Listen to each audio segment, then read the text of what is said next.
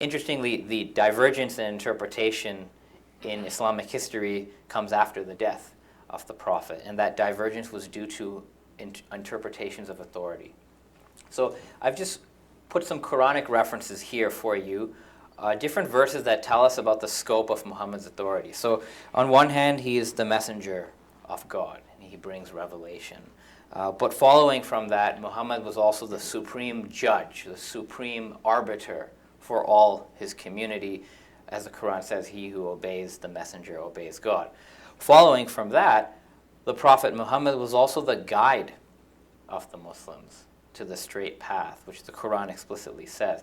Not only did Muhammad serve as the vehicle for revelation, it was part of his job to interpret the revelation, to make clear what has been sent down. And in addition to that, Muhammad also performed certain intercessory functions. That is to say, Muhammad was responsible for praying to God on behalf of the believers. So the Prophet as an intercessor or intermediary also emerges from that Quranic picture. I bring this up because the real question for Shi'is and Sunnis was, given that this is Muhammad's scope of authority, is there a successor to Muhammad? And if there is, what would the authority of the successor look like? What would that scope be? So, in a nutshell, for Shi'i Muslims, the Shi'i response, and that, of course, this response developed over 150 years. It didn't show up in one night. But over the next 150 years, the Shi'i Muslims responded to the question of authority by firstly maintaining that, human reason alone was not sufficient to interpret revelation, to arrive at sound guidance. That a divinely inspired person like Muhammad, not a prophet, but someone whose thoughts and deeds were divinely guided, was still necessary to guide other human beings. And then the Shia, in this context, believed that Muhammad, by divine command, designated his cousin and son-in-law Ali ibn Abi Talib as the first leader, or the first guide, with the technical term imam, the first imam, as the successor of Muhammad's authority. And the Shia further believe then that this succession, this spiritual leadership, what is called imamat or imama, imamate, continues through a designated line of the Imam Ali's descendants.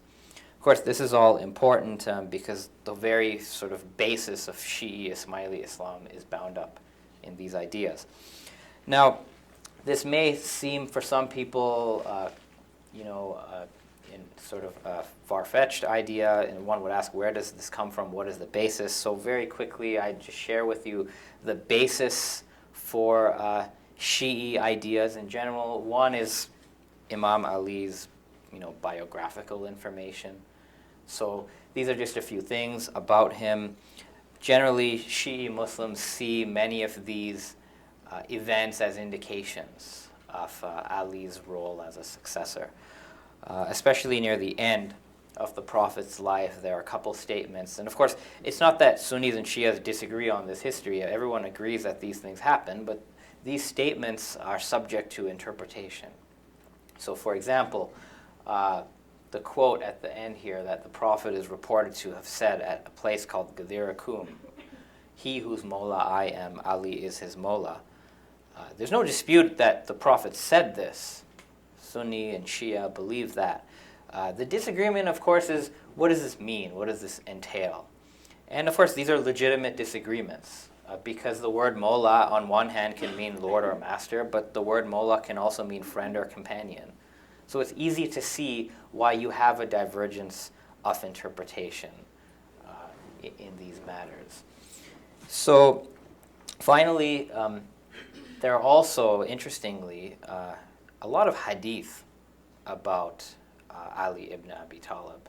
Hadith which Sunni recognize too. I've actually quoted these from two Sunni Muslim hadith collections. And of course, Shi'i Muslims think statements such as, "I am the city of knowledge and Ali is the gate." They think that this indicates succession. Sunni Muslims agree the statement was made. Sunni Muslims will say that this means Ali's rank and knowledge is very high, but it doesn't necessarily mean succession.